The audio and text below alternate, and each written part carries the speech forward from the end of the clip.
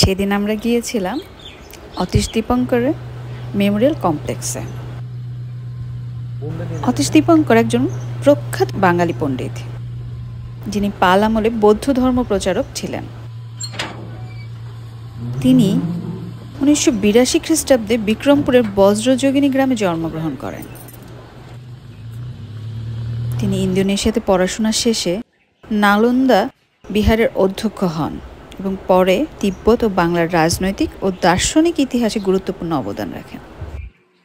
ওনার এই জায়গাটা এত শান্ত এবং মনকে এত প্রচ্ছন্ন করে, এখানে না গেলে বোঝা যাবে না। ক্ষণিকের জন্য মনটা শান্তিতে ভরে গিয়েছিল। ওনার ওখানে না অনেক সুন্দর সুন্দর উক্তি লেখা, চারিদিকে পাখির শব্দ, কিচিরমিচির, খুব সুন্দর একটা।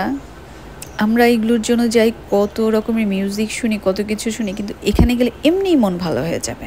তো উক্তিগুলো একটু বলি। হ্যাঁ,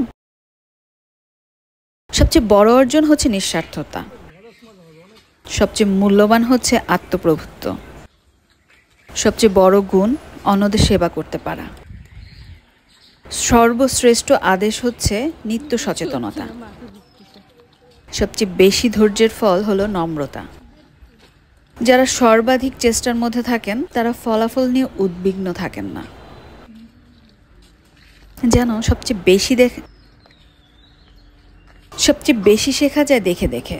সবচেয়ে বড় ধ্যান হচ্ছে মনকে তার ইচ্ছে মতো যেতে দেওয়া। এটা না আমার সাথে মিলে গিয়েছিল। আমি সবাইকে সাজেস্ট করব, জায়গাটা অনেক বড় না, কিন্তু একবার হলেও ঘুরে দেখে আসার জন্য, মনকে প্রচ্ছন্ন করার জন্য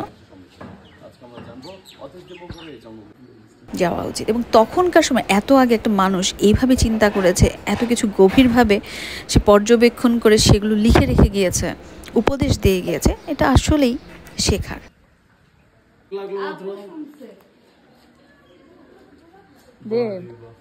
বিটিভির ভাব দেখো,